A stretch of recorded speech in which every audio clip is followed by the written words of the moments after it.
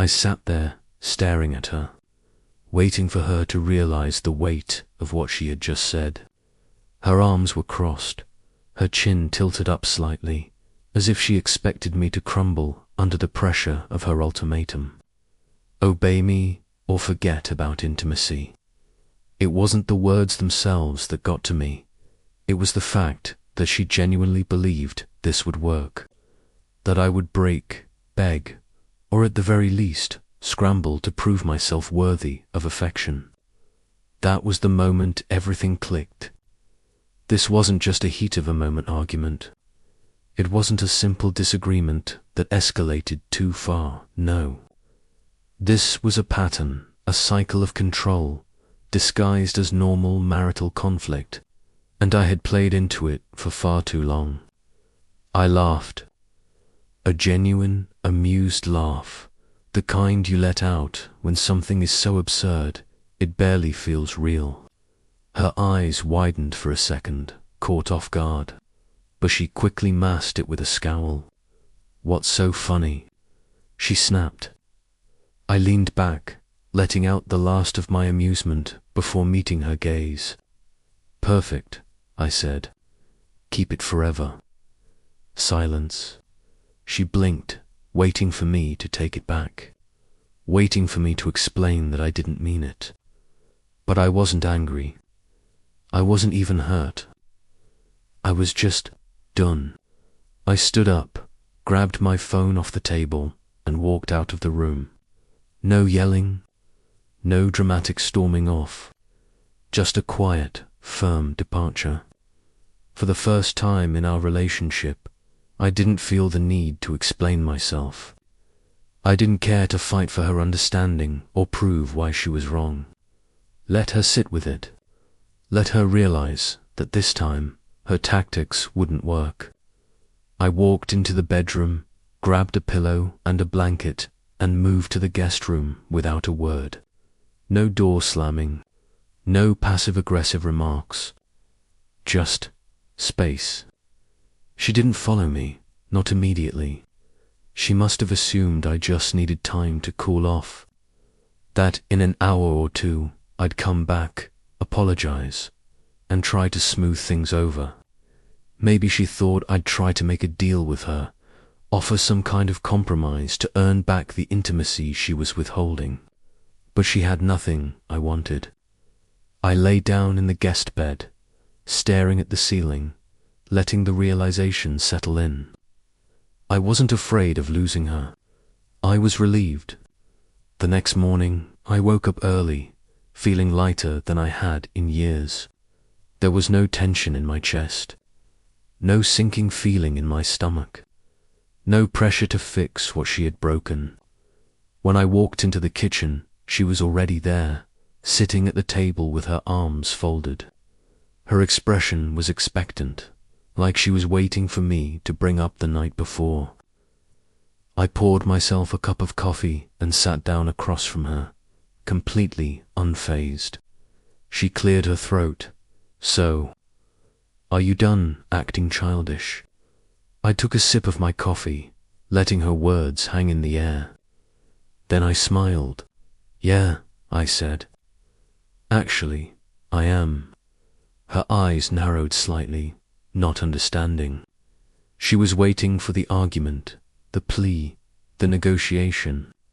None of it came. Instead, I finished my coffee, stood up, and walked away. That was the first crack in her confidence. The first moment she realized something was different. She didn't know it yet, but this was the beginning of the end. For years, every fight followed the same script. She'd push, I'd resist. She'd escalate, and I'd eventually cave, apologizing, just to end the argument or giving her exactly what she wanted to avoid another drawn-out conflict. But this time, I gave her nothing. No reaction, no anger, no desperate attempt to fix things. I simply stopped engaging. I went about my day as if nothing had happened.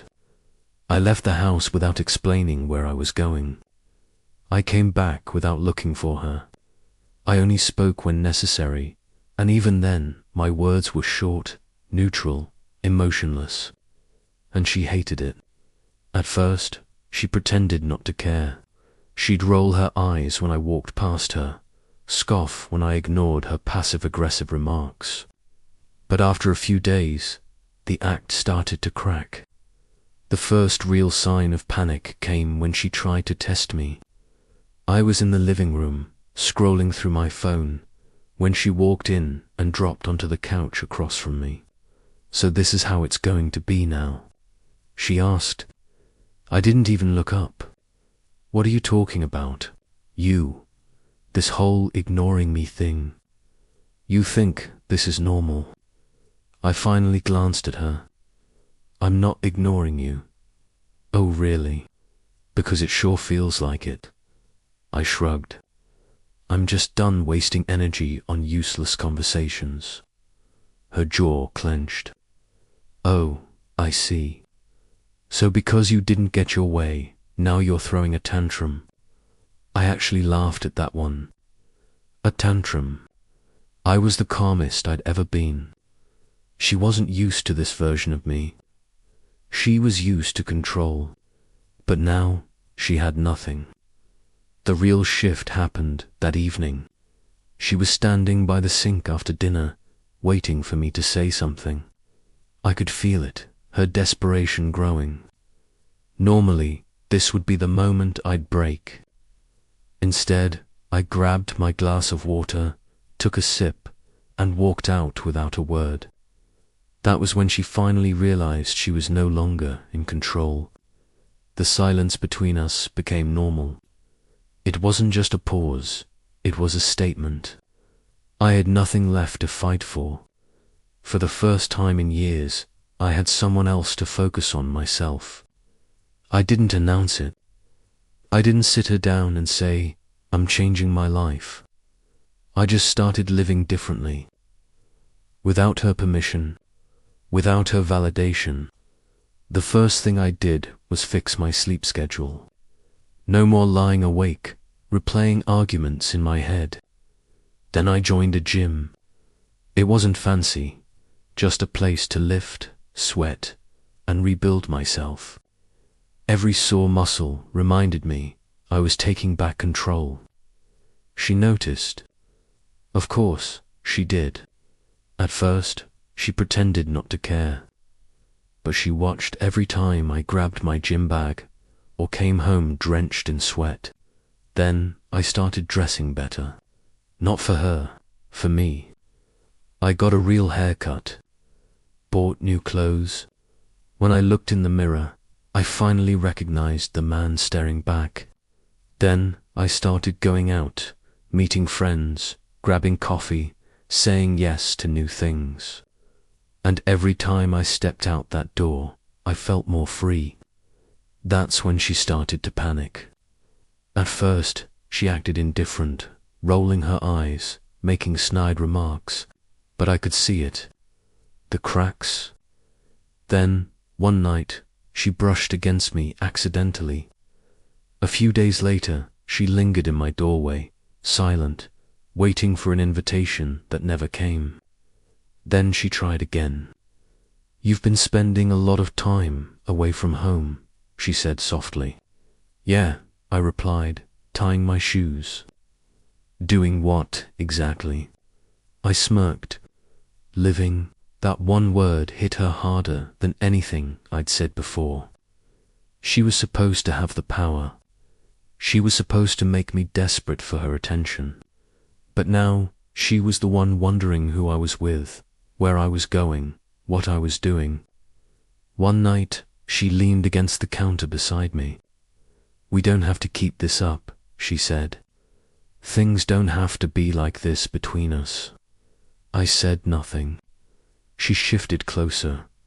"I miss you." The same woman who once weaponized intimacy was now offering it for free. I met her eyes. "Miss me," I repeated. She nodded, reaching for my arm.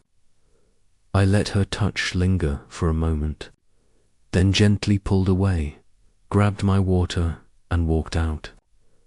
That was the moment she realized she had lost.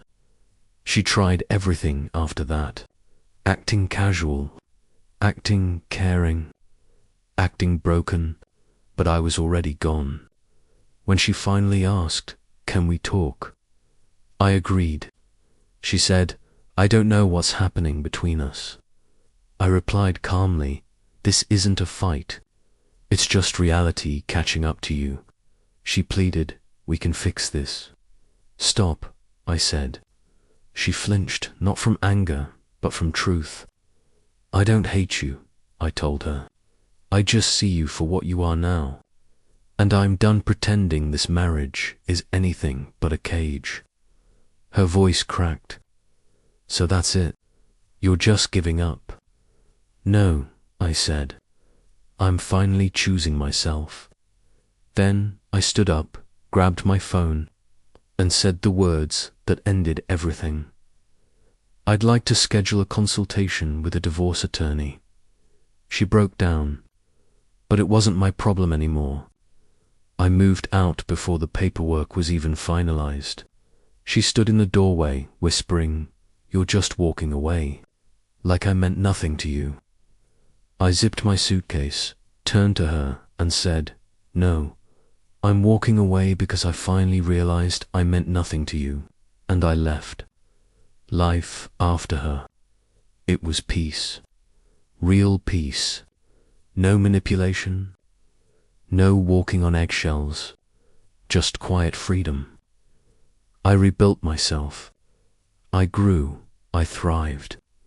And her word got back that she was falling apart, pretending to be fine while drowning in regret. She had spent so long controlling me that she never considered what would happen when I was gone. Now she knows. I never looked back. Not once. Because I was finally free. If you've made it this far, make sure to subscribe to the channel. It helps us immensely. Check out the 2 other stories we've selected for you. I promise you'll enjoy them.